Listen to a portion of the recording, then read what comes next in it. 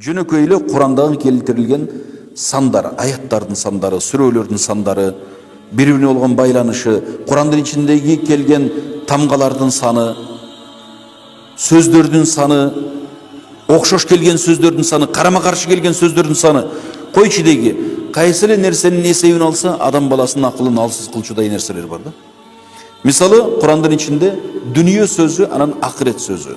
Бири-бирине карама-каршы, бул дүнүйө акырет. Экөө тең, бир уламалар аны 115 жолу кайталанат дейт. Дүнүйө сөздө 115 жолу, акырет сөздө 115 жолу. Бул кокустукпу? Же бул Кудайдан түшкөн ушул кереметтүү Курандын бир адамдын акылын алсыз кылган нерселерденби? Периштелер сөзү 88 жолу, шайтандар сөзү 88 жолу. Жашоо сөзү 145 жолу, өлүм 145 жолу. Бирөөгө пайда берүү 50 жолу, бузукулук кылуу 50 жолу. Адамдар деген сөз 368 жолу. Элчилер, Алла Тааладан келген элчи, пайгамбар, русулдар деген сөз 368 жолу. Иблис 11 жолу. Иблистен сактоо суроо 11 жолу. İstiaze, auzubillahi istiaze manisi. Nas Falaq сүрөсүн шайтандан сактоо сурап, назар түшкөндө, жимпин тийгенде окула турган эки сүрө Нас менен Falaq. Пайгамбарыбыз Хасан Хусейн радыйаллаху анхулар окуган. Экөө биригип 11 аят. Шайтанды дагы 11 жолу зикир кылынып, адан сактоо суроодо 11 жолу зикир кылынат, Нас менен Falaqтыкы дагы 11 жолу. Пайгамбарыбызды душмандык кылып өлтүрөйлү деп пайгамбарыбызга түйүн түйүп дуа көйлүк кылган еврейлер дагы 11 түйүн түйгөн. Анан Нас менен Falaqтын ар бир аятын окуп, бир түйүндү чечип, 11 менен жазылып кеткен. Кайгы капа 75 жолу. Кудайга шүгүр кылуу, шүгүр сөзү 75 жолу. Жакшылык кылып, колуңдагы бар нерсени Кудай жолуна жумшоо 73 жолу, разы болуу 73 жолу. Адашкандар 17 жолу, өлүктөр деп 17 жолу. Бу Кудай жолунан адашкандар өлгөн адамдан айырмасы жок.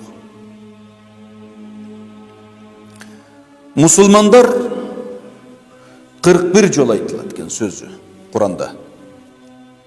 Кудай жолунда жүрүп, өзү менен күрөшүп, жихад кылуу 41 жол айтылат экен. Мусулман деген сөз, демек өз нафсиси менен күрөшүп жүргөн адамды айтат. Өзүн өзү тарбиялап жүргөн адамды айтат. Нафсисине каршы Кудайдын буйругун аткарып жүргөн адамды айтат. Нафсисин ээрчип, нафсисине кул болуп кеткен адамды мусулман дебейбиз.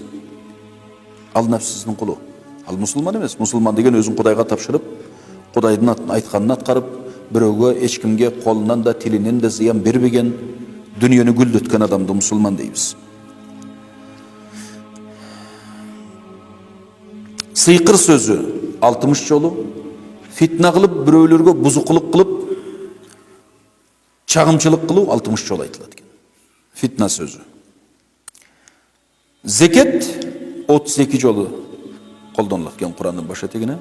Береке сөзү 32 жолу колдонулат экен. Бу зекетте мал кемибейт. Зекет бергендердин берекеси көбөйөт. Акыл сөзү 49 жолу колдонулат деп айтканбыз. Буга чейинки сабактарда дагы 49 жолу колдонулат. Нур сөзү 49 жолу колдонулат. Акыл бул Кудайдын адамга берген бир нур болуп эсептелет.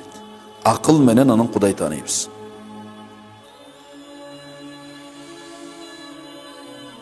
Адамдын тили 25 жолу. Тил, кадимкиле араб тилинде лисан дейбиз. Шу лисан сөзү 25 жолу айтылат экен дагы. Анан бирөөгө насаат айтуу, жакшы сөз айтуу да 25 жолу колдонулат экен. Мауаза.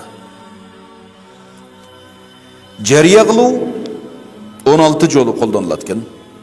Ачык сөз айтуу бу да 16 жолу колдонулат экен. Катуулук 114 жолу колдонулат экен. Sabır 114 жолу колдонулат экен. Катуулук болсо, кыйынчылык болсо сабыр кылуу керек. Демек, кандай гана адам баласынын башына кыйынчылык түшпөсүн, сабыр суроого туура келет Кудайдан.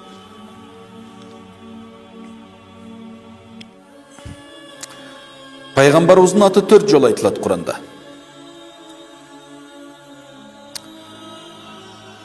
Шарият сөзү 4 жолу айтылат экен. Бул биздин пайгамбарыбыздын шарияты. Демек, пайгамбарыбыздын шарияты бир гана шарият калат кыяматка чейин. Эркек